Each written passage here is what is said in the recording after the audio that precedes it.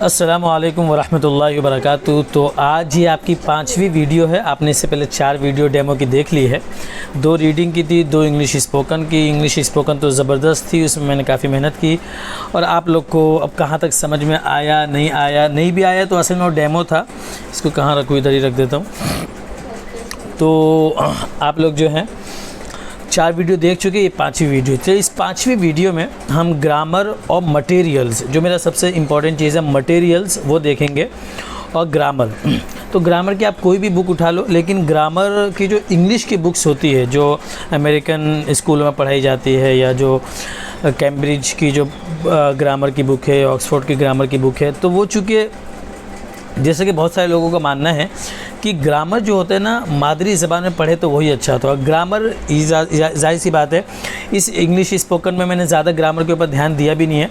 बस ग्रामर का मतलब, अब जैसे मैं टेंसेस की प्रैक्टिस करवाऊंगा पूरे 3 महीना, तो टेंसेस ग्रामर ही तो है। टेंसेस वर्ब के अंदर आते हैं, और टेंसेस में वर्ब का यूज़ होता है। और जो वर्ब होते हैं, वो जो पार्ट्स ऑफ स्पीच है वो 8 है: noun, pronoun, verb, adverb, adjective, conjunction, interjection, preposition.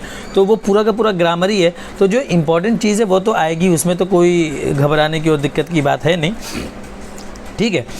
तो अब मेरे सामने जो बुक है, ये देखिए, ये बुक का नाम है, मैं आपको पढ़ के बता दूँ तो इंशाल्लाह 1 मिनट 30 सेकंड पे आपकी स्क्रीन के ऊपर भी आ जाएगा। ये भी एक मौलाना ने लिखी है, उर्दू में लिखी गई ये किताब है। इस किताब का नाम है अंग्रेज़ी ग्रामर, मोहम्मद ज़हीम आबिद की। और मुझे जो ये पसंद, मैंने कई शुरू में 2-4, मैंने ज़्यादा किताब देखी भी नहीं ग्रामर की कि कौन सी पढ़ाऊँ, मैंने ये देखी। और इस पे मुफ्ती सईद साहब का, जो दारुल उलूम देवबंद के शेखुल हदीस रहे हैं, अभी वफ़ात पा चुके, अल्लाह उनके मग़फ़िरत फरमाए, उनके दर्जात बुलंद करे, उनका मैंने क्या देखा इसमें, ये देखिए, उनका ये कहाँ के तकरीज़, उनकी तकरीज़ मैंने इसमें देखी। हज़रत मौलाना मुफ्ती सईद अहमद साहब पालनपुरी दामद बरकातुहू की उस्ताद हदीस दारुल देवबंद। तो मैंने सोचा, मेरा भरोसा इसके ऊपर बढ़ गया, जाहिर सी बात है। तो फिर मैं सोचा ये किताब पढ़ा लेता हूँ, ठीक है। तो वैसे आज मतलब पूरे 3 महीने ये किताब पढ़ाऊँगा। आज तो आपको सिर्फ हल्का सा इंट्रोडक्शन मिलेगा। तो देखिए, किताब जो शुरू होती है वो तो हम देखेंगे ही। पहले एक उसूली बात आपको बता दूँ, ग्रामर जो होता है इंग्लिश का, वो उसमें सबसे पहले पार्ट्स ऑफ स्पीच होते हैं। पार्ट्स ऑफ स्पीच 8 है: noun, pronoun, verb, adverb, adjective, conjunction, interjection, preposition. इस पूरा ग्रामर इसी 8 के अंदर समाया हुआ है। लेकिन उनमें से अगर देखा जाए ना ग्रामर में, तो ऐसा नहीं कि सब कुछ बहुत ज़्यादा यूज़ होता है। यूज़ तो सब कुछ होता है, लेकिन अगर आप सबसे ज़्यादा जो यूज़ होता है नाउन और वर्ब। हर वर्ब या तो नाउन होता है ज़्यादा आम तौर पर, या वर्ब होता है। तो नाउन और वर्ब सबसे ज़्यादा है। उसके बाद भी फिर धीरे धीरे और दूसरी चीज़ें जो सबसे ज़्यादा यूज़ होती है। लेकिन ये 2 चीज़ को आपको अच्छे से समझना है। बाकी चीज़ तो आप 10 मिनट के लेक्चर में पूरा समझ जाएंगे आप। फिर उनके इस्तेमाल में आपको टाइम लगेगा, सालों लग जाएंगे उनके इस्तेमाल, सही इस्तेमाल। जैसे है ना, जैसे इन द मॉर्निंग होता है, लेकिन नाइट कहेंगे तो इन द नाइट नहीं होगा, एट नाइट होता है। लेकिन in the morning, in evening, in morning, और रात होगा तो एट नाइट। तो ये सारी जो चीज़ें हैं, इसमें थोड़ा दिक्कत होती है आपको। तो ये चीज़ आप वक्त के साथ सालों लगते हैं इसको समझने में। तो चलिए, पहला पेज जो है लिखा है नहव सर्फ, ग्रामर। अच्छा, ये कैमरा इस तरफ है, मैं इस तरफ घूमता तो ज़्यादा अच्छा रहता, और आपकी स्क्रीन के ऊपर भी इस तरफ आएगा, लेकिन मैं घूम रहा हूँ इस तरफ। चलिए, इसको ऐसे कर लेते थोड़ा सा, क्योंकि ये आपकी स्क्रीन पे इस तरफ आएगा, तो इस तरफ मैं हो जाता हूँ एक तरफ, है ना। नहव सर्फ, ग्रामर यानी द ग्रामर जी, उर्दू में लिखा है, इंशाल्लाह आपकी स्क्रीन पे 4 मिनट पे आ जाएगा ये। जिस फ़न के ज़रिए हम अंग्रेज़ी को सही तौर पर लिख, पढ़ और बोल सकते हैं, उसे ग्रामर कहते हैं। क्योंकि ग्रामर ही ज़बान की रीढ़ होती है, और तर्जुमा करने के लिए ग्रामर का जानना बेहद ज़रूरी है। इस इल्म का फ़ायदा ये भी होता है कि इंसान रोज़मर्रा की बोलचाल व तहरीर में हर किस्म की ख़ताए नहवी व सर्फ़ी से महफूज रहे। हुरूफ़ तहज्जी, अब जब हम इसको हुरूफ़ तहज्जी कहते हैं अरबी में, उर्दू में अलिफ बा ता सा, अलिफ बा पा ता सा, ये सारी चीज़ जो है, इंग्लिश में इसको क्या कहते हैं, अल्फ़ाबेट, ABCDEFGHIJKLMNOPQRSTUVWXYZ। ये जो क्या है, अल्फ़ाबेट, ठीक है, ALPHABET आपकी स्क्रीन पे दिखेगा इंशाल्लाह। तो अंग्रेज़ी ज़बान के A से Z तक के 26 हरूफ के मजमूए को अल्फ़ाबेट कहते हैं। हर्फ लेटर, जो एक हर्फ है ए बी सी डी, तो एक जो है ए बी, इसको लेटर कहते हैं। अंग्रेज़ी में हर्फ को लेटर कहते हैं, जैसे ए बी सी वगैरह। अब हरूफ की किस्में दो तरह की, काइंड्स ऑफ लेटर्स, काइंड्स माने किस्में या टाइप्स या तकसीम या किस्म। काइंड्स ऑफ लेटर्स, अंग्रेज़ी ज़बान में हरूफ की दो किस्में होती हैं, हरूफ की दो किस्में होती हैं, लिखावट के एतबार से, तलफ़्फ़ुज़ के एतबार से। लिखावट के एतबार से फिर बता रहे दो किस्में होती हैं, लिखावट के एतबार से हरूफ की किस्में, लिखावट के एतबार से हरूफ को दो हिस्सों में तकसीम किया गया, बड़े हरूफ और छोटे हरूफ। बड़े हरूफ को कैपिटल लेटर्स और छोटे हरूफ को स्मॉल लेटर्स। अब देखो ABCD बड़ा कैसे लिखे, ABCD छोटा कैसे लिखे, इंशाल्लाह आपकी स्क्रीन पे आ जाएगा। अच्छा, ये जो कैपिटल है, तो कैपिटल के, और यहाँ पे तो कैपिटल का मतलब बड़ा, लेकिन कैपिटल के और भी मीनिंग होते हैं, जैसे कि कैपिटल माने राजधानी भी होती है, जैसे Delhi is the capital of India. इसी तरह कैपिटल का मतलब मनी भी होता है, पैसा, कि आपने अपने बिजनेस में कितना कैपिटल लगाया या आपके पास कितना कैपिटल है अभी। तो कैपिटल के और भी मीनिंग देखिए, आपको 6 मिनट के अंदर ये सारी चीज़ समझ में आ गई। ठीक है, चलिए अब आ जाइए छोटे हरूफ, स्मॉल लेटर्स। तलफ़्फ़ुज़ के एतबार से हरूफ की किस्में। अब ये देखिए, तलफ़्फ़ुज़ के एतबार से हरूफ की जो किस्में बताई इन लोगों ने, तो पहले आप ऐसे देखिए, दो किस्में इसमें, कॉन्सोनेंट और वोवेल। कॉन्सोनेंट जो है वो कितने 21, और वोवेल आप देखो वोवेल 26 है। जब आपको पता चल जाएगा कि वोवेल 26 है, तो उसके अलावा जो भी बच्चे, जब आपको पता चल जाएगा कि वोवेल जो है 5 है, तो उसके अलावा जितने बचे वो कॉन्सोनेंट है। तो AEIOU, AEIOU ये स्क्रीन पे दिखेगा आपको, ये 5 वोवेल हैं। अब इसके अलावा कितने बचे, 26 में से 5 गए तो 21 बचे, ये 21 कॉन्सोनेंट है। हरूफ सही कॉन्सोनेंट, जो हरूफ वोवेल की मदद से बोले जाते हैं उनको कॉन्सोनेंट कहते हैं। ये 21 होते हैं, यानी ये पूरा है। फिर अच्छा, अब उसके बाद जो है ना, ये निस्फ़ हरूफ इल्लत, फिर हरूफ इल्लत और सही, और हरूफ सही के इस्तेमाल का कायदा। अभी उसी में और गहराई में जाते जा रहे हैं, लेकिन ये पहला लेक्चर है तो इसलिए इतनी गहराई में जाना इससे सही नहीं है। फिर भी मैं आपकी स्क्रीन पे दे दूंगा, अगर आप पढ़ना चाहें तो पढ़ें, बाकी जब आप कोर्स लेंगे तो पूरी गहराई से इसको समझेंगे। फ़िलहाल आगे बढ़ते हैं। लफ्ज़, वर्ड, यानी उसी पेज पे नीचे लिखा है लफ्ज़ द वर्ड। तो आपने देख लिया लेटर किसको कहते हैं, ABCD को। अब वर्ड किसको कहते हैं ये बता रही है। वर्ड कहते हैं जो लेटर्स का मजमुआ होता है, ये आगे पूरी बात इसमें बताएंगे। जैसे ये the collection of letters which has some sense is called a word. जो हरूफ का मजमुआ होता है जिसका कोई ना कोई मीनिंग हो, सेंस हो, उसको क्या कहा जाएगा, वर्ड। जैसे कार, पेन, बॉय, सिटी।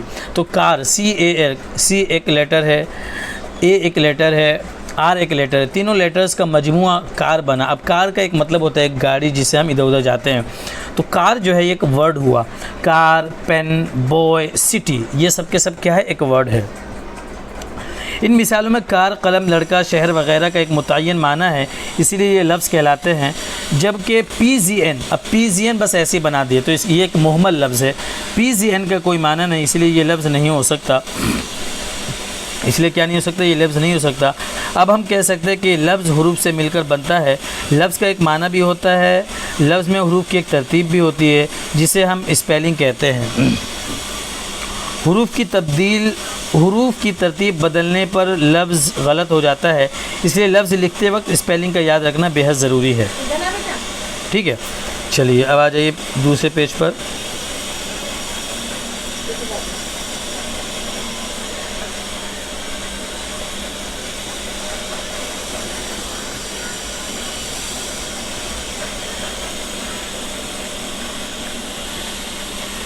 जुमला, सबसे पहले आपको बताया कि ये हर्फ किसे कहते हैं, लेटर्स, उसको लेटर्स कहते हैं ए को, ABC। फिर वर्ड किसे कहते हैं, लेटर्स के मजमूए को वर्ड कहते हैं। अब सेंटेंस किसको कहते हैं, ये सेंटेंस कहते हैं वर्ड्स के मजमूए को। देखो मिसाल है द कलेक्शन, यानी डेफिनेशन है या तारीफ़ है, the collection of words which has complete sense is called a sentence. जो लफ्ज़ों का मजमुआ है जिसके कंप्लीट मीनिंग हो, उसे क्या कहा जाएगा, जुमला कहा जाएगा। अब जो है ना, अल्फाज का, जो उर्दू में भी लिखा है, अल्फाज का वो मजमुआ जिसका कोई मुतय्यन माना हो जुमला कहलाता है। जैसे Shahid reads a book, I play cricket. अब शाहिद किताब पढ़ता है, मैं क्रिकेट खेलता हूँ। इन दोनों जुमले में एक मुतय्यन माना मालूम हो रहा है। जैसे शाहिद किताब पढ़ता है और मैं क्रिकेट खेलता हूँ, इसलिए उन्हें जुमला कहा गया है। अब जुमले की ये मोटा मोटी 5 किस्में बयान कर रहे हैं। अफर्मेटिव सेंटेंस, उसी को पॉजिटिव भी बोलते हैं, या अच्छा ये हो गया अफर्मेटिव पॉजिटिव। तो अफर्मेटिव पॉजिटिव को मुस्बत कहते हैं। इसी तरह नेगेटिव यानी मनफी, इसी तरह इंट्रोगेटिव यानी सवालिया, इसी तरह इम्पेरेटिव यानी हुक्मिया, इसी तरह एक्सक्लेमेटरी यानी इस्तेजाबिया। तो ये 5 किस्म हैं, इसको आप ध्यान से देखिए। जुमले की किस्में काइंड्स ऑफ सेंटेंसेस। अंग्रेज़ी में जुमले 5 किस्म के होते हैं। अफर्मेटिव सेंटेंस यानी मुस्बत जुमला, ऐसे जुमलों में सादे तौर पर किसी काम के होने की खबर मिलती है। जैसे you fly a kite, Ruby कुक्स food, कि तुम पतंग उड़ाते हो, रूबी खाना बनाती है। अब देखो ये जो है कोई भी चीज़, वो आता है, वो जाता है, वो मार्केट जाता है, वो घर आता है, वो खाना बनाता है, वो नमाज़ पढ़ता है, तो एक पूरा एक सेंस, एक चीज़ पूरी पता चल रही है हमें। तो और इसमें कोई नेगेटिव नहीं है, इसमें कोई सवाल नहीं है, इसमें कोई ताज्जुब नहीं हो रहा है, तो इसको क्या कहेंगे? Affirmative sentence. नेगेटिव सेंटेंस किसे कहते हैं? यानी मनफी जुमला, ऐसे जुमलों में किसी काम के ना होने की खबर मिलती है। जैसे they do not run, he does not read a book, वो लोग नहीं दौड़ते हैं और वो किताब नहीं पढ़ता है। अब इसमें एक चीज़ के बारे में पता चल रहा है, उसके ना होने के बारे में, लेकिन कोई ना कोई खबर तो मिल रही है कि वो दौड़ता नहीं है और वो किताब नहीं पढ़ता है, तो उसके ना होने की खबर मिल रही है, इसलिए इसको क्या कहेंगे? Negative sentence. इंट्रोगेटिव सेंटेंस किसे कहते हैं? सवालिया जुमला, ऐसे जुमलों में किसी काम या चीज़ के बारे में सवाल किया जाता है। जैसे व्हाट डिड रज़ी ईट टुडे, या डू यू नॉट प्ले, क्या तुम नहीं खेलते हो, या रज़ी ने क्या खाया, रज़ी ने आज खाने में क्या खाया। तो ये दोनों सवाल है। क्या तुम नहीं खेलते हो, ये भी एक सवाल पूछा जा रहा है, और रज़ी ने क्या खाया, ये एक सवाल पूछा जा रहा है। तो ये एक सेंटेंस भी है, उसमें एक सवाल के बारे में पता चल रहा है, लेकिन ये एक बात तो पता चल रही है, लेकिन सवाल के अंदाज में पता चल रही है। इम्पेरेटिव सेंटेंस यानी हुक्म देना किसी को, जैसे हुक्मिया जुमला, जैसे ऐसे जुमलों में किसी काम या चीज़ के बारे में हुक्म दिया जाता है या गुजारिश की जाती है। जैसे कम है प्लीज़ ब्रिंग वाटर, जैसे यहाँ पे आ जाओ, पानी ले आओ, तो यहाँ पे आ जाओ, वहाँ चले जाओ, उठ जाओ, बैठ जाओ, सो जाओ, खा लो, पी लो, किताब पढ़ो, ये सब एक हुक्म दिया जा रहा है, तो इसको इम्पेरेटिव सेंटेंस कहते हैं। ठीक है, अब आ जाइए एक्सक्लेमेटरी सेंटेंस, इस्तेजाबिया जुमला, ऐसे जुमलों में ताज्जुब, जज्बात, शर्म, गुस्सा, खुशी और दिल की बातों का इजहार होता है। तो जिसमें ताज्जुब हो, अरे तुम जीत गए, अरे तुम हार गए, इसी तरह जज्बात हो, है ना, प्यार, मोहब्बत या इस तरह की कोई चीज़ हो, शर्म, गुस्सा, खुशी, इन तमाम बातों की, या जिसमें थोड़ा सा ताज्जुब का एक झलक पैदा हो, उसे क्या कहते हैं? इस्तेजाबिया जुमला। इंग्लिश में एक्सक्लेमेटरी सेंटेंस उसको कहते हैं। हाउ लेज़ी यू आर, कितने ज़्यादा सुस्त हो तुम, तो एक सेंटेंस बना के ये बताना चाह रहे हैं। अब देखो, चलो ये अलग से एक और बात है, जैसे जिसको हम कहते हैं मुब्तदा ख़बर, तो वही इसको बहुत ही आसान भाषा में बता रहे हैं। मुब्तदा को क्या कहते हैं? सब्जेक्ट, और ख़बर को कहते हैं प्रीडिकेट। तो बनावट के एतबार से जुमले की किस्में, बनावट के एतबार से जुमले 4 किस्म के होते हैं। अच्छा ये नहीं, वो आगे आ रहा है, जुमले के हिस्से, पार्ट्स ऑफ सेंटेंस।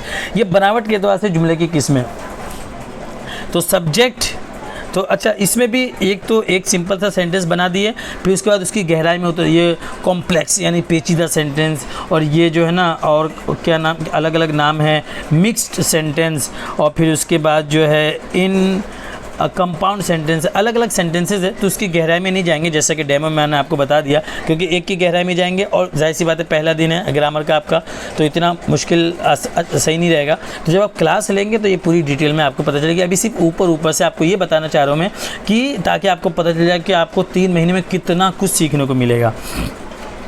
तो बनावट के एतबार से जुमले 4 किस्म के होते हैं, है ना। तो इनमें से सिर्फ पहले किस्म को देख लेते हैं हम, सिंपल सेंटेंस। जिस जुमले में सिर्फ एक सब्जेक्ट और एक ही फाइनाइट वर्ब हो तो उसे सिंपल सेंटेंस कहते हैं। जैसे जमील राइट्स अ लेटर, कमाल बीट्स यू। इन जुमले में जमील और कमाल का इस्तेमाल सब्जेक्ट के तौर पर और राइट और बीट्स का इस्तेमाल फाइनाइट वर्ब के तौर पर, इसलिए दोनों सिंपल सेंटेंस है। यानी समझ गए ना आप, एक सब्जेक्ट है और एक ऑब्जेक्ट है, यानी एक फ़ाइल है, एक मफूल है, दोनों मिलके एक सेंटेंस बन गया। मैं बताया था मुब्तदा और ख़बर के बारे में। जुमले के हिस्से, पार्ट्स ऑफ सेंटेंस। अंग्रेज़ी में जुमले के 2 हिस्से होते हैं। सब्जेक्ट यानी फ़ाइल या मुब्तदा, हर जुमले में इस्म या ज़मीर के बारे में जो कुछ कहा जाए तो उसे सब्जेक्ट कहते हैं। जैसे I play match, Suhail goes to market. इन जुमले में सुहेल और आई का इस्तेमाल सब्जेक्ट के तौर पर हुआ है। प्रीडिकेट यानी खबर हर जुमले में फ़ाइल के बारे में जो कुछ कहा जाए तो उसे प्रेडिकेट कहते हैं। जैसे करीम स्लीप्स, शी डांस। इस जुमलों में स्लीप और डांस का इस्तेमाल प्रेडिकेट के तौर पर हुआ है। जैसे आई स्पीक, मैं बोलता हूँ, तो आई क्या है, एक सब्जेक्ट हुआ, एक फ़ाइल हुआ, क्योंकि काम करने वाला मैं हूँ, बोलने वाला मैं हूँ, तो ये आई क्या हुआ, सब्जेक्ट हुआ, फ़ाइल हुआ, मुब्तदा हुआ, ये सब कह सकते हैं। और स्पीक ये क्या, एक वर्ब हुआ, यानी ये वर्ब तो है लेकिन ये ऑब्जेक्ट है, क्योंकि मैं बोल रहा हूँ, तो जो चीज़ हो रही है उसको क्या कहा जाएगा, प्रीडिकेट कहा जाएगा। और उसे हम उर्दू में क्या कह सकते हैं, ख़बर कह सकते हैं। ठीक है, इसी तरह आई बीट यू, मैं तुम्हें मारता हूँ, तो आई जो है ये सब्जेक्ट हुआ, फ़ाइल हुआ, मुब्तदा हुआ, और बीट जो है ये क्या हुआ, यू जो है ये यू मफूल हुआ और ऑब्जेक्ट हुआ, और बीट जो है ये वर्ब हुआ। तो आप समझ गए, एक सब्जेक्ट होगा, कभी सब फेल फाइल मफूल तीनों आता है, कभी सिर्फ फेल और फाइल आ जाता है। ठीक है, तो इतनी बात समझ में आ गया, आपको 15 मिनट हो गए हैं। और अब आ जाइए, एक्सरसाइज है ये पार्ट्स ऑफ स्पीच। तो इंशाल्लाह आपकी स्क्रीन के ऊपर 16वें मिनट पे, ऑलमोस्ट 16 मिनट, ये हो गया 16 मिनट, तो 16वें मिनट पे आपकी स्क्रीन पे ये रहेगा पार्ट्स ऑफ स्पीच, अज्जाए कलाम। अब ये पार्ट्स ऑफ स्पीच आप सबका डेफिनेशन, अभी तो मैंने आपको मुँह ज़बानी बता दिया था, आप सबका डेफिनेशन एक बार देख लीजिए क्या होते हैं, इससे आपको समझ में आ जाएगा। अच्छा, पार्ट्स ऑफ स्पीच अरबिक में 3 ही होते हैं, इस्म, फ़ेल और हरफ, है ना, इसी में पूरी अरबी समाई हुई है। और इंग्लिश में जो है 8 होते हैं। और इसी तरह जो है ये पार्ट्स ऑफ स्पीच, एक फिगर ऑफ स्पीच भी होता है, वो अलग है, वो और ज़्यादा है ना, फिगर ऑफ स्पीच, लेकिन वो लिटरेचर में और गहरे अदब में हाई स्टैंडर्ड इंग्लिश में यूज़ होता है। इतना ही लोग स्पोकन में बोल ले तो बहुत है। खैर, तो चलो ये हम देखते हैं अज्जाए कलाम। चलिए, तो मैं एक एक पढ़ के आपको बता देता हूँ, पढ़ के सुना देता हूँ। अज्जाए कलाम, पार्ट्स ऑफ स्पीच। हम अपनी गुफ्तगू के दौरान जो अल्फाज किसी भी ज़बान में बोलते हैं वो अल्फाज मजमूए की शक्ल में होते हैं और अल्फाज का यही बामाना मजमुआ जुमला कहलाता है। जैसे करीम इज़ अ डॉक्टर, ठीक है, करीम इज़ अ डॉक्टर। मुंदरजा बाला जुमला कई अल्फाज का मजमूआ। क़वाइद के अतबार से इन अल्फाज के अलग अलग नाम होते हैं। इन मुख्तलिफ नामों को ही पार्ट्स ऑफ स्पीच यानी अज्जाए कलाम कहते हैं। इंग्लिश ग्रामेरियंस अंग्रेज़ी के अल्फाज का सही इस्तेमाल करने के लिए उनके कुछ काम मुतय्यन किए हैं, जैसे करेक्ट और करेक्टली। जैसे करेक्ट और करेक्टली लफ्ज़ का जब किसी जुमले में इस्तेमाल होता है तो दोनों के अलग अलग काम होते हैं, दोनों के काम अलग अलग होते हैं। फ़ातिमा सही लिखती है, फ़ातिमा राइट्स करेक्टली। अगर इसे हम फ़ातिमा राइट्स करेक्ट लिख दे तो ये जुमला गलत हो जाएगा। इसलिए सही अंग्रेज़ी लिखने के लिए सही अल्फाज का इस्तेमाल ज़रूरी है। किसी भी जुमले में किसी ख़ास माने को बताने के लिए हम सही अल्फाज का इस्तेमाल कैसे करें, इसको हल करने के लिए हमें पार्ट्स ऑफ स्पीच की ज़रूरत पड़ती है जो मुंदरजा झैल है। सबसे पहले नाउन को बता रहे हैं। अच्छा, ये जो पार्ट्स ऑफ स्पीच है, अभी जो नाउन है, जो पूरे 8 के 8 आपके सामने आएंगे, ये तो आपको एक डेफिनेशन, एक तारीफ बताएंगे, एक मिसाल देंगे, कहानी खत्म। फिर दोबारा शुरू होगा नाउन के ऊपर, फिर कई proper noun, common noun, abstract noun, countable noun, uncountable noun, this noun, that noun, इतने सारे नाउन। फिर इसी तरह प्रोनाउन के ऊपर तो पूरा 1 घंटे का लेक्चर शायद इससे पहले भी मैंने बताया था आएगा। और फिर वर्ब तो सबसे मुश्किल है और सबसे लंबा है, जो पूरे 6 महीने या 3 महीना जो टेंसेस की प्रैक्टिस होगी ये वर्ब के अंदर ही आता है, क्योंकि टेंसेस जो है, टेंसेस के अंदर अलग अलग वर्ब का इस्तेमाल होता है, अलग अलग फ़ेल का इस्तेमाल होता है। प्रेजेंट सिंपल टेंस में फर्स्ट फॉर्म होगा और इसी तरह कंटिन्यूस टेंस में आईएनजी का होगा, परफेक्ट में थर्ड फॉर्म का यूज़ होगा, पास्ट में सेकंड फॉर्म का यूज़ होगा, तो है ना, ये इस तरह की। इसी तरह पैसिव वॉइस में थर्ड फॉर्म का यूज़ होगा। तो ये तो एक लंबा है और बहुत ही लंबी बहस है और इसके ऊपर अच्छा खासा टाइम जाता है। तो ये एक छोटा सा डेफिनेशन और छोटा सा के एग्जांपल देंगे आपको। इसम नाउन, इस मतलब किसी भी चीज़ का, किसी शख्स, जगह या चीज़ के नाम को नाउन कहते हैं। नेमिंग वर्ड है ना, जैसे Karim, Kanpur, book, honesty, life etcetera. ठीक है, किसी भी शख्स, जगह या चीज़ के नाम को नाउन कहते हैं। ज़मीर किसे कहते हैं, जो नाउन की जगह पे इस्तेमाल हो। जैसे राशिद रोज़ाना सुबह उठता है, राशिद स्कूल जाता है। अब मैं कहूँ कि वो स्कूल से आता है फिर वो खाना, ये जो बार बार वो मैं कह रहा हूँ, ये वो राशिद की जगह पर आ रहा है, तो ये जो वो हुआ वो को इंग्लिश में ही कहेंगे और ये जो ही है ये प्रोनाउन है। ठीक है। तो ज़मीर substituting word, pronoun substituting word, जो अल्फाज नाउन की जगह पर इस्तेमाल किए जाते हैं उन्हें प्रोनाउन कहते हैं। जैसे साजिद नाउन है, लेकिन हम साजिद ना कहकर साजिद की जगह पर ही का इस्तेमाल करें तो ही प्रोनाउन होगा। इसी तरह साजिदा की जगह पर शी और टेबल की जगह पर इट प्रोनाउन होगा। तो ही साजिद की जगह पर आएगा और साजिदा की जगह पर शी आएगा, और गैर जानदार जैसे टेबल है तो उसके लिए इट का इस्तेमाल होगा। सिफत, सिफत किसे कहते हैं? जो किसी नाउन को क्वालिफाई करे, नाउन की या तो अच्छाई बयान करे या बुराई बयान करे। जैसे ये लड़का बहुत बहादुर है, वो लड़की खूबसूरत है, हम सब ज़हीन हैं। तो इंटेलिजेंट, ब्रेव या ब्रेवरी या खूबसूरती ब्यूटीफुल, ये या अगली बदसूरत, या ये जो कावड़ बुज़दिली या टिमिड बुज़दिली, ये सब जो वर्ड हैं अच्छाई, बुराई, कालापन, गोरापन, खूबसूरती, इसी तरह बहादुरी, बुज़दिली, ये सारे के सारे को क्या कहते हैं? एडजेक्टिव, सिफत कहते हैं। और इसे इंग्लिश में एडजेक्टिव, कितने लोग एडजेक्टिव भी बोलते हैं लेकिन ये असल में एडजेक्टिव होता है। सिफत एडजेक्टिव, जो अल्फाज किसी इस्म या ज़मीर की खुसूसियत बयान करें उन्हें सिफत कहते हैं। जैसे the black horse ran fast, ठीक है। इस जुमले में ब्लैक लफ्ज़ एडजेक्टिव है क्योंकि ये हॉर्स की खुसूसियत बता रहे हैं। तो ब्लैक जो है, ब्लैक घोड़ा जो है काला है, तो काला घोड़े के बारे में काला होना ये उसकी खुसूसियत बयान कर रहा है, चाहे अच्छी हो या बुरी, इससे कतई नज़र, लेकिन वो उसके बारे में कोई एक नई बात बता रहे हैं। तो नाउन के बारे में कोई नई बात बताने को एडजेक्टिव कहते हैं। फेल, ये बहुत ही, जैसे कि इन्होंने तो 4-5 लाइन में दिया है, अब आप मतलब इन्होंने आखिर में दिया है तफसील के साथ, इनको भी पता होगा, मैं ये नहीं कहना चाह रहा, लेकिन ये वर्ब ही सारा पूरी इंग्लिश का लुब्बे लुबाब है, पूरा खुलासा है ये। इसी वर्ब की प्रैक्टिस करेंगे हम अगले 3 महीने तक, अगर आप ये कोर्स लेते हैं तो वर्ब जो है सेइंग वर्ड, किसी लफ्ज़ के ज़रिए किसी शख्स, जगह या चीज़ के बारे में जो कुछ कहा जाता है उसे वर्ब कहते हैं। अब जैसे वर्ब फेल को हम जब अरबी में पढ़ते थे तो हम कहते थे जिसमें ज़माना ना पाया जाए उसे मज़दर कहते हैं, है ना।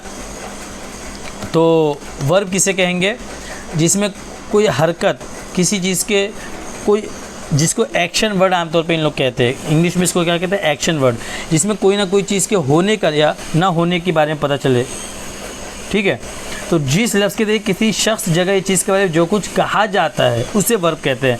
जैसे रहीम लाइट्स अ लेटर, इस जुमले में राइट जो है लफ्ज़ वर्ब है।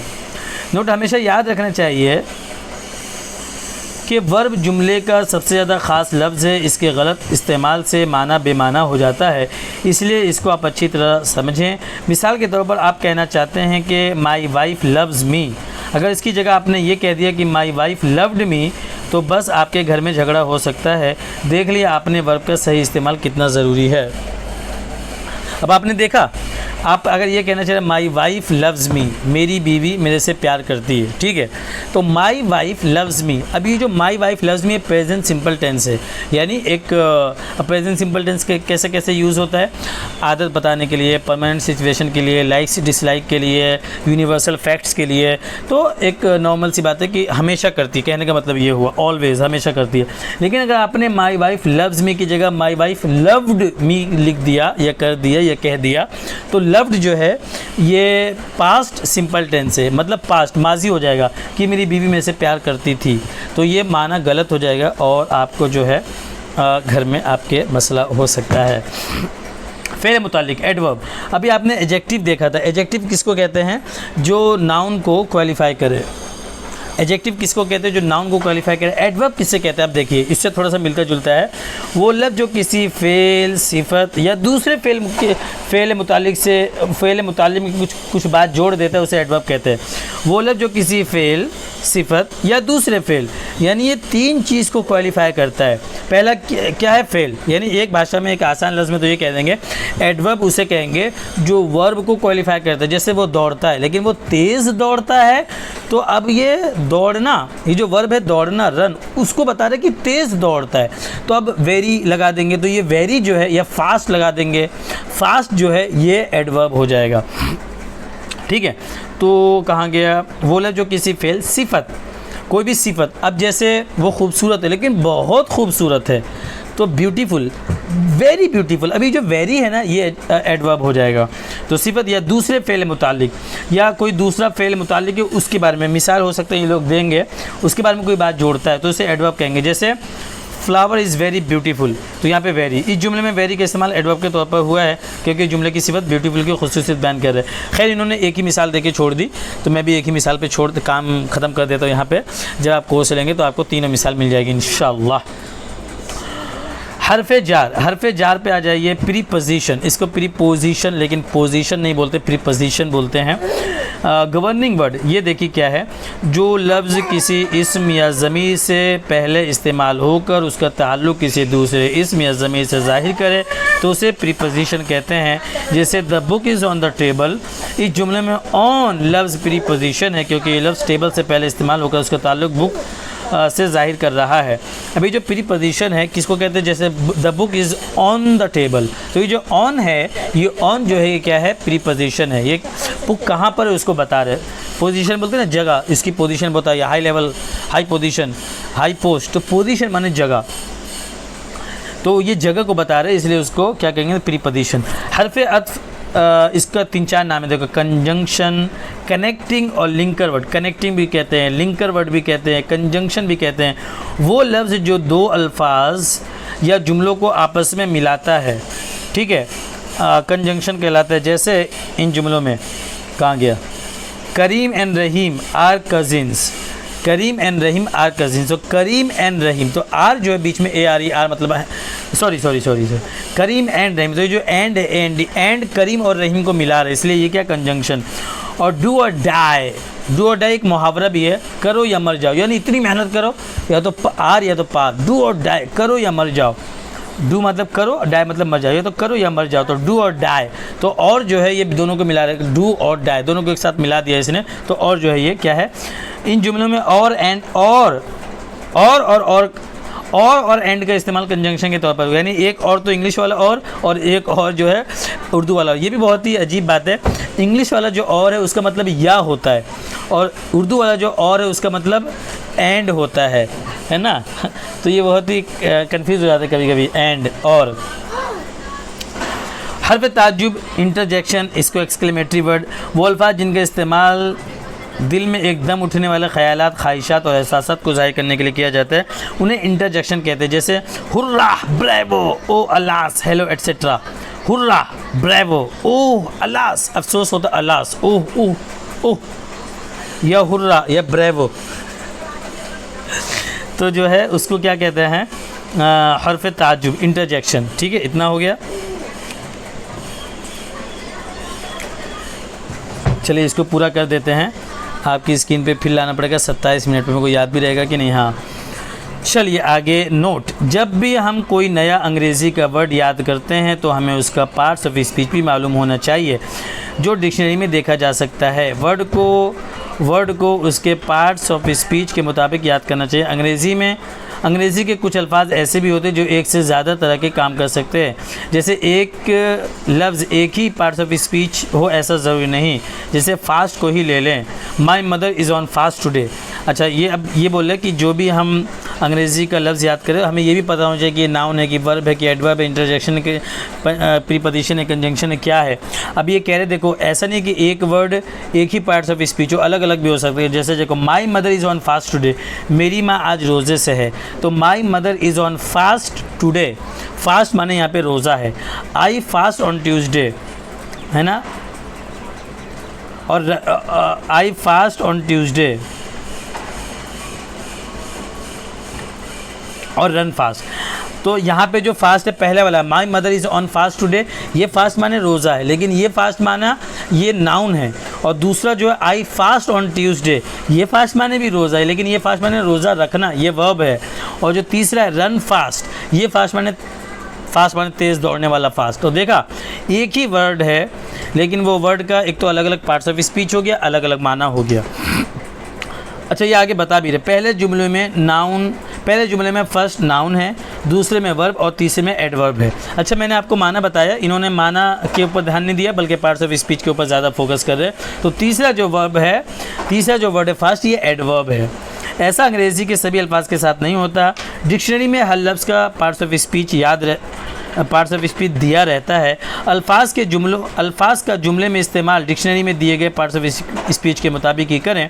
जैसे ब्रेव को डिक्शनरी में एडजेक्टिव बताया गया है, तो ब्रेव का इस्तेमाल जुमले में किसी नाउन या प्रोनाउन को डिस्क्राइब मॉडिफाई करने के लिए करें।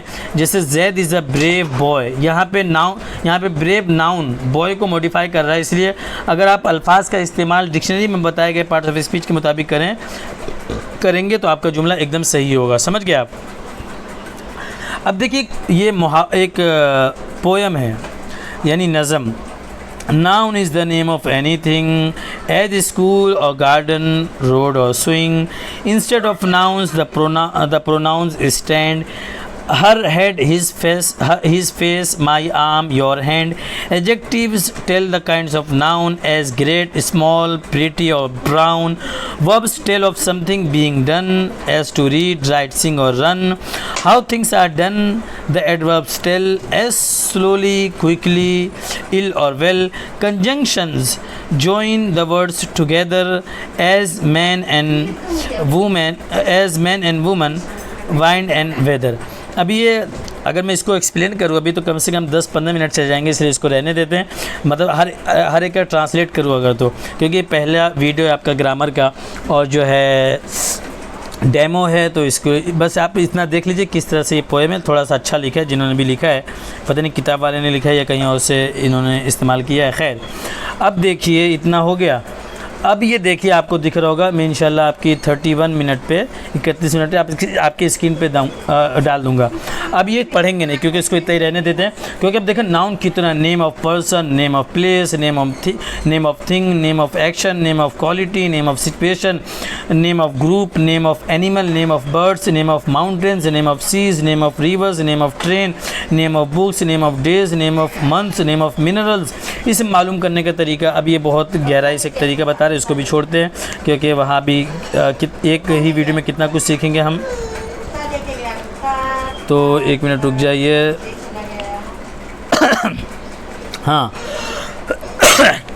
अब इसम की किसने बताया? Kinds of noun, proper noun, common noun, collective noun, material noun, abstract noun. फिर ये तो एक किस्म का, फिर इसकी हर एक की तफसील आ रही है। फिर ये देखिए, फिर इसको छोड़ दीजिए, आगे आ जाइए। हाँ abstract noun, modern classification of nouns यानी जदीद तर्ज पर नाउन इसम की तकसीम। फिर आ जाइए नाउन द नंबर। अब ये वाहिद से जमा बनाने का यानी सिंगुलर से प्लूरल यानी वाहिद से जमा बनाने का तरीका, एक तो आपको पता होगा कि एस लगा दे, जैसे बुक से बुक्स, स्कूल से स्कूल, कॉलेज से कॉलेजेस, लेकिन वहाँ पे एस आ गया कॉलेज में। तो हर जगह ऐसा नहीं होता है कि सिर्फ एस लगा दे, कहीं कहीं पे और भी, जैसे मैन शायद आ चुका है डेमो में, क्योंकि असल मुझे याद नहीं रहता कि मैं सुबह से लेकर शाम तक स्कूल में कई सारे क्लासेस में जाता हूँ, रोज़ाना 8 यानी एक हफ्ते में कम से कम 700 से 800 बच्चों को पढ़ाता हूँ। तो मुझे खुद याद नहीं रहता कौन सी क्लास में मैंने क्या बोला है। तो मुझे याद है शायद मैंने इसी में बताया है आपको, मैन और मेन और वुमन और वीमेन, ठीक है मैंने आपको बताया। हाँ अभी याद है, इसी में बताया मैंने आपको, उन लोगों को भी बताया था बहुत पहले, तो इसलिए थोड़ा कंफ्यूज हो जाता हूँ मैं। खैर तो वाहिद से जमा बनाने का तरीका और भी बहुत है, जैसे ये 4 वर्ड में आपने देखा। तो चलिए आगे, तो ये बहुत है, 4, 5, 8, 10 पेज में ये सारी चीज़ें हैं। Masculine gender, feminine gender, common gender, neutral gender. फिर ये सारी चीज़ें मुज़क्कर से मुअन्नस बनाने के कदीरा। मैस्कुलिन मतलब मुज़क्कर, फेमिनिन मतलब मुअन्नस, मुश्तरका मतलब कॉमन, न्यूट्रल मतलब बेजान। फिर ये सारी चीज़ें हैं इसमें, और जो है ना फिर इनको बनाने का अलग अलग तरीका है, और यही सारी चीज़ें हैं। इंटरनेट नहीं चल रहा है इसलिए जो है शायद इस पे पेज ओपन भी नहीं हो रहा है। चलिए अपना 33 मिनट हो गया है, इसको इतना ही रहने देते, ठीक है। अब देखिए इंशाल्लाह आपकी स्क्रीन पे आएगा मेरा जो सबसे अहम और इम्पॉर्टेंट चीज़ है वो मटेरियल। मैं आपको कैसे बताऊं, अरे मटेरियल तो मेरे मोबाइल में तो वीडियो रिकॉर्ड हो रही है, तो मटेरियल जो है मैं आपको, अच्छा 1 मिनट अपना मोबाइल देना, मोबाइल देना, शायद उसमें है, उस वाले मोबाइल में। हाँ मैं आपको जो ना मटेरियल अब पढ़ के तो नहीं बताऊंगा, क्योंकि मटेरियल में 100 पेज के ऊपर है, यानी जितना इम्पोर्टेंट मटेरियल होता है वो सब मैंने डाल दिया है। तो एक बार देखते हो, इसमें मैंने भेजा तो था, हाँ है। चलिए अल्लाह का शुक्र इसमें है। अब देखिए आपकी स्क्रीन पे इंशाल्लाह तो मैं स्क्रीन पे ये 106 पेज 106 पेज तो नहीं डालूँगा, मैं स्क्रीन रिकॉर्डिंग करके एक बार आपको सिर्फ पढ़ के बता देता हूँ और आपके थोड़ा सा एक झलक दे दूँगा कि ये सारी चीज़ें देखिए है क्या, वो शायद ना भी दूँ तो आप ये देख लीजिए है क्या क्या। मटेरियल्स में सबसे पार्ट्स ऑफ द बॉडी, जिस्म के हिस्से के नाम, जैसे आसान सा पहला दिन है इसलिए एकदम आसान वाला। हेड माने सर, हेयर माने बाल, है ना, फेस माने चेहरा, आई माने आँख, आईब्रो माने भौं, आईलैश माने पलके, आईलिड माने आँख की ये जो है ना पलक जो है वो सब, ईयर माने कान।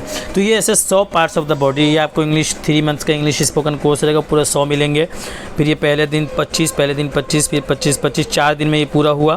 फिर 5वें दिन में आपको नेम्स ऑफ डिजीज़ेस, बीमारियों के नाम, जैसे फीवर माने बुखार, फ्लू माने नज़ला, कफ माने खांसी, है ना, इसी तरह कॉन्स्टिपेशन माने कब्ज़, ब्लड प्रेशर, एज़मा, है ना, इसको अस्थमा लोग बोलते हैं लेकिन असल में ये एज़मा है, फूड पॉइजनिंग, ये सब है।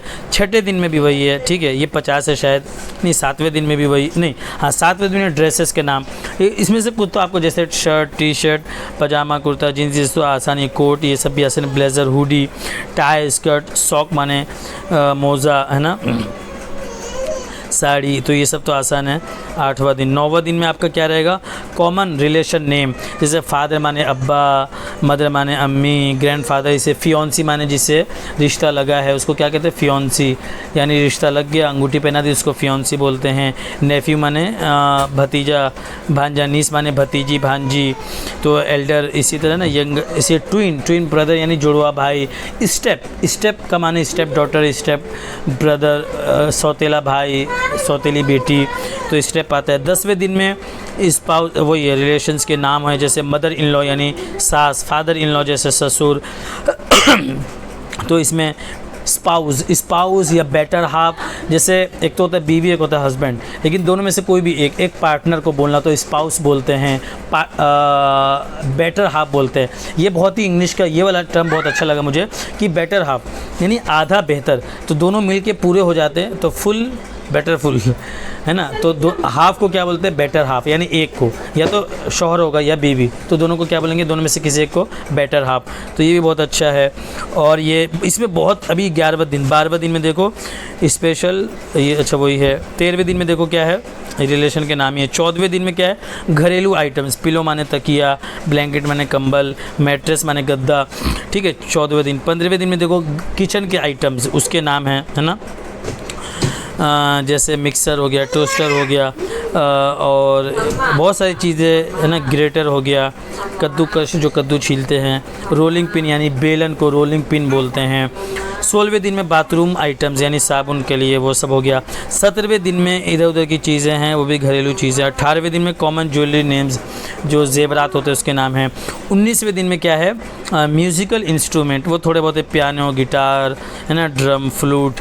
20वें दिन में क्या है, दाल के नाम, राइस, वीट यानी दाल, और ईटेबल खाने के आइटम जैसे राई, है ना, ओट्स जैसे राइस, जैसे और क्या क्या है, राइस हो गया, सीरियल हो गया, दाल, है ना। 21वें दिन में क्या, पल्सेस, दालों के नाम, इसमें खास वहाँ पे ग्रेन थे यानी अनाज के नाम, यहाँ पे पल्सेस यानी दालों के नाम। 22वें दिन में भी वही है। 23वें दिन में क्या है, वेजिटेबल्स यानी सब्जियों के नाम, potato, tomato, onion, garlic, carrot, cabbage, cauliflower, spinach, पालक, है ना। इसी तरह 24वें दिन में फलों के नाम हैं। 25वें दिन में क्या है, डेयरी प्रोडक्ट्स, मिल्क, बटर, चीज़। 26वें दिन में क्या है, एग्स है, अंडा, है ना, यानी मीट, एग्स, और सी फूड यानी समंदरी खाना। इसी तरह 27वें दिन में स्नैक्स यानी शाम का खाना जो हल्का होता है वो। 28वें दिन में कॉमन स्पाइसेस नेम, जैसे सॉल्ट माने नमक, ब्लैक पेपर माने काली मिर्च, और रेड चिली पाउडर माने लाल मिर्च, टर्मरिक माने हल्दी। 29वें दिन में क्या है, buildings and there parts, building यानी जैसे अपार्टमेंट, फ्लैट, है ना, और क्या बोलते हैं, बंगलो, कॉटेज, और इसी तरह बालकनी, और ये और वो बहुत सारी चीज़ें इसमें ये सब नाम है। 30वें दिन में क्या है, पार्ट्स ऑफ द बिल्डिंग वही सब है। 31वें दिन में क्या है, कॉमन टूल्स नेम, जो हम जैसे हैमर माने हथौड़ा, स्क्रू ड्राइवर, ये सब के नाम है। 32वें दिन में क्या है, कॉमन वॉरफेयर, जो जंगों में जो चीज़ें इस्तेमाल होती है, वेपन, हथियार, उन सब चीज़ का इस्तेमाल है। 33वें दिन में प्रोफेशनल्स नेम, जैसे teacher, nurse, engineers, lawyer, soldier, farmer, किसान, है ना। इधर 34वें दिन में क्या है, मॉडर्न ऑफिस प्रोफेशंस जैसे अकाउंटेंट यानी हिसाब करने वाला, बैंकर, बिजनेसमैन, मैनेजर, है ना। 35वें दिन में क्या है, स्किल्ड ट्रेड्स, है ना, और आर्टिशंस ये सब है। ब्लैक स्मिथ माने जैसे लोहार, है ना। पोटर माने अब मिट्टी के बर्तन बनाने वाला। 36वें दिन में क्या है, पब्लिक सर्वेंट प्रोफेशंस जैसे गवर्नमेंट के पॉलिटिशियन, जज, मेयर, गवर्नर, एम्बेसडर, डिप्लोमेट। 37वें दिन में क्या है, जैसे जानवरों के नाम कुत्ता, बिल्ली, ये सब हो गया, है ना, और बहुत सारा ये तो। 38वें दिन में परिंदों के नाम जैसे पैरट, पीकॉक। और 39वें दिन में जैसे क्या है, अर्थवॉर्म यानी कीड़ा, ज़मीन में जो चलता है, ज़मीनी कीड़ा, इंसेक्ट बोलते हैं, बटरफ्लाई, कीड़े जो है आमतौर पे, मॉस्किटो मच्छर, है ना, कॉकरोच, और इसी तरह स्पाइडर माने मकड़ा। 40वें दिन में क्या, हाँ 40वें दिन से लेकर अगले 10 दिन तक रोज़ाना 10, इसको कहते हैं ईडियम्स। ईडियम्स जैसे ईडियम्स अब कैसे बताऊँ, जैसे मतलब बोलते हैं ना, ये बच्चा, ये मेरा बेटा तो मेरी आंखों का तारा है, तो इंग्लिश में इस तरह को क्या इस तरीके से एहसास को क्या बोलते हैं, तो he my son is an apple of my eye, है ना, apple of somebody's eye, apple of somebody's eye, है ना, किसी के आंखों का तारा। तो जैसे ये इसमें क्या है, देखिए इसमें जैसे अ पीस ऑफ केक, जैसे कोई काम बहुत आसान है तो पीस ऑफ केक माने केक का टुकड़ा, लेकिन बहुत आसान, तो पीस ऑफ केक उसको बोलते हैं। जैसे गो टू स्लीप, सोने के लिए जाए तो बोलो go to sleep, I am going to sleep, लेकिन हिट द सैक ये बोलते हैं, थोड़ी स्टैंडर्ड इंग्लिश में ये सब यूज़ होता है। इसी तरह बीमार होने के लिए बोलते हैं, जैसे I am sick, I am ill, तो इसको I am under the weather यानी मैं मौसम की वजह से, तो I am under the weather यानी मैं बीमार हूँ। ये ऐसा नहीं, आप लोग हो सकता है आप लोग का पहला दिन हो तो आप लोग को लग रहा होगा ऐसा कौन बोलता है, बहुत कॉमन है ये सब बोला जाता है।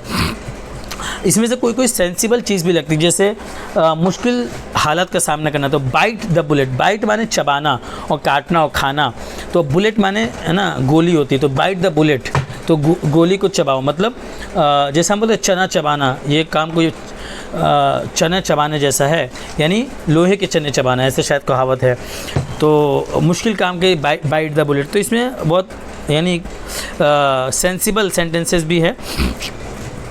तो ये पीस ऑफ केक हो गया ना, ये सारी चीज़ें हैं। और तो ये 41, 42, 43, 44, 45 ये पूरे 10 दिन तक ऐसा ही है ये, क्योंकि बहुत अहम है, इसलिए 50 ईडियम्स नहीं 100 ईडियम्स है, तो 10 दिन, तो रोज़ाना 10 दिन, तो 41 से लेके 50 दिन तक हो गया ये, ठीक है। 51वें दिन पे आइए, 51वें दिन पे क्या है, 51वें दिन पे है ये अपना क्या है, नहीं 50वें दिन पे है, 50वें दिन पे है ये अपना कॉमन फ्रेजल वर्ब। अच्छा, ये फ्रेजल वर्ब क्या होता है, चलिए इसको छोड़ो, अभी डेमो में क्या बताओ आपको। वर्ब होता है उसके साथ जैसे, और ये बहुत इंपॉर्टेंट होता है, जैसे पुट माने रखना होता है, ठीक है, पुट माने रखना, लेकिन पुट के साथ ऑन आ जाएगा, पुट ऑन माने कपड़ा पहनना हो जाएगा। और कपड़ा पहनने के लिए वेयर भी आता है, wear WEAR, wear the cloth, कपड़ा पहनो, लेकिन पुट ऑन भी आता है, ठीक है। तो ये पूरा चेंज हो जाता है, तो ये आपको मिलेगा। तो अब ये जो ना 51वें दिन में 52, 53 सब में है। अब लुक माने देखना होता है, लुक आफ्टर माने ध्यान देना, जैसे आई लुक आफ्टर माई सन, मैं अपने बच्चे का ध्यान रखता हूँ, तो ऐसा एकदम अलग हो जाता है ये। 55वें दिन पे अच्छा प्रोवर्ब्स यानी मुहावरा, आपने मेरे YouTube के शॉर्ट्स में ये सब में देखा होगा, मुहावरा बहुत अहम होता है, जैसे नाच न जाने आंगन टेढ़ा, एक मुहावरा है ये। अब इसका जो ट्रांसलेशन होगा ना, तो हम खुद से ऐसा ट्रांसलेशन नहीं बना लेंगे, बल्कि हम ये देखेंगे कि इस तरह के सेंस को, इस तरह के एहसास को अमेरिकन लोग किस तरह अदा करते हैं। तो मतलब ये हुआ, अच्छा इसका मतलब भी देखते क्या हुआ, नाच न जाने आंगन टेढ़ा का मतलब ये हुआ कि काम नहीं आता है तो इल्ज़ाम जो है दूसरी चीज़ों पर लगाया जाए। तो जैसे a poor workman blames his tools, एक बेचारा आदमी, या एक पुअर का मतलब गरीब होता है, लेकिन यहाँ पे बेचारा या अनस्किल्ड जिसको कोई काम नहीं आता, तो वो इल्ज़ाम अपने औजार पे लगाता है। वो किस पे इल्ज़ाम लगाता है, अपने औजार पे इल्ज़ाम लगाता है। तो इसी तरह बहुत सारे मुहावरे हैं, ठीक है। तो ये 56वें दिन पे है, 97वें दिन पे है, 98वें दिन, 59वें दिन, 59वें दिन पे, 60वें दिन पे आपको क्या मिलेगा, कॉमन इंग्लिश स्लैंग मिलेंगे। जैसे अगर हम बोलते हैं स्लैंग का मतलब हुआ जो है ना बहुत ही ज़्यादा ग्रामर के ख़िलाफ़, और इधर उधर जो लोग ऐसा बोलते हैं, जैसे मिसाल के तौर पर मेरे को कहना आई एम सॉरी, मेरे से गलती हो गई, तो अमेरिकन लोग ऐसा भी बोलते हैं आई एम सॉरी, लेकिन माई बैड, क्या बोलते हैं, माई बैड, यानी मेरे से गलती हो गई। 61वें दिन पे क्या है, सिनोनिम है, यानी एक जैसे लफ्ज़, जैसे कि जॉयफुल, चेयरफुल, कॉन्टेंट, डिलाइटेड, है ना। तो ये सब आपको याद करना है, ये एक झलक देखने से कोई फ़ायदा नहीं होगा। 62वें दिन पे एंटोनिम है, यानी ऑपोजिट, मुतज़ाद वर्ड्स। और 63वें दिन पे, हाँ 63 से लेकर जो है 64, 65, 66, 67, 68, 69, 70, ये पूरे 70 दिन तक जो है ये इर्रेगुलर वर्ब है। और ये इर्रेगुलर जो है बहुत अहम होता है। अब ये इर्रेगुलर अगर मैं आपको समझाऊं तो सब 5 मिनट में समझा सकता हूं मैं आपको, लेकिन ये आप रहने तो आप कोर्स में ही आप समझो तो अच्छा है, क्योंकि इसमें आपको याद करना 150 वर्ब है, वो आप याद कर लेंगे, आपको आधी इंग्लिश आ जाएगी, ठीक है। तो ये हो गए। अब उर्दू मीनिंग, अब देखो ये 71वें दिन पे क्या है, इंसानी मिजाज, तारीख़ व तमद्दुन का इल्म। जैसे ना हार्ट का डॉक्टर होता है, उसको क्या बोलते हैं, उसको कार्डियोलॉजिस्ट बोलते हैं। और इसी तरह अलग अलग वर्ड है, psychology, psychologist, geology, philosophy, anthropology. तो इंसानी मिजाज, तारीख़ व तमद्दुन का इल्म रखने वाले को क्या कहते हैं, एंथ्रोपोलॉजी। आर्कियोलॉजी, एस्ट्रोलॉजी, ये एस्ट्रोलॉजी आपने ऐप बहुत देखा होगा, जो प्रचार आता है हिंदू लोग का रहता है, वो इल्म नजूम, सितारों का इल्म, और वो आपके फ्यूचर को बताते हैं, अलियाज़ुबिल्लाह, आप अपन को इससे दूर रहना है। 72वें दिन पे, हाँ 72वें दिल के माहिर, कार्डियोलॉजिस्ट, न्यूरोलॉजिस्ट, है ना, और ये सब वर्ड्स हैं। 73वें दिन पे कॉमन इंग्लिश सफिक्स, तो सफिक्स है ये 73वें दिन पे। 74वें दिन पे पता नहीं क्या है, 74वें दिन नहीं दिख रहा है ना, 74वां दिन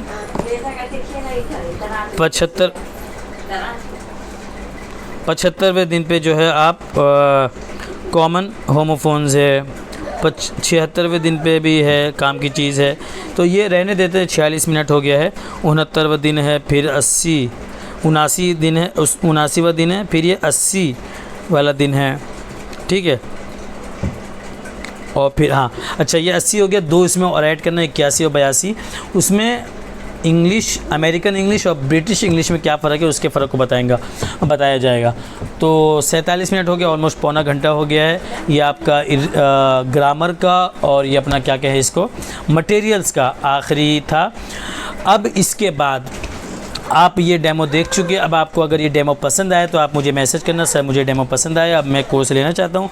तो आपको ये बताना कि आपको जो है वीडियो वाला कोर्स लेना है या आपको जो है लाइव क्लास लेनी, जो भी कोर्स लेना है आपको, आप मुझे मैसेज करें और फिर मैं आपको बता दूँगा। अच्छा, जब भी आप ये लाइव क्लास लेंगे, वीडियो वाला तो आप कभी भी ले सकते हैं, रात में 3 बजे भी, मतलब 3 बजे फ़ोन मत करना, लेकिन मैं 3 बजे भी दे सकता हूँ आपको, उसका कोई टाइम नहीं है। लेकिन ये जो लाइव क्लास है उसका ज़ाहिर सी बात एक टाइम मुतय्यन होगा, कम से कम 10, 15, 20 लड़के जुड़ेंगे, फिर एक साथ उनको शुरू किया जाएगा। तो आप मैसेज करना, आपको उस वक्त के हिसाब से जब भी, क्योंकि ये वीडियो आप आज भी देखेंगे और इंशाल्लाह हो सके तो 1 साल के बाद भी देखेंगे, तो आपको इंशाल्लाह सारी इन्फॉर्मेशन वहाँ पे मिल जाएगी, ठीक है। अस्सलाम वालेकुम वरहमतुल्लाहि वबरकातुहू। कोर्स ज़रूर लीजिए ना, बहुत फ़ायदा होगा। एक बात की गारंटी आपको देता हूँ कि आपको ऐसा नहीं लगेगा कि मेरा पैसा बर्बाद हो रहा है। आपका पैसा बिल्कुल बर्बाद नहीं होगा, जितना आपने दिया उससे ज़्यादा ही आपका उसमें इस्तेमाल होगा, ठीक है। अस्सलाम वालेकुम वरहमतुल्लाहि वबरकातुहू।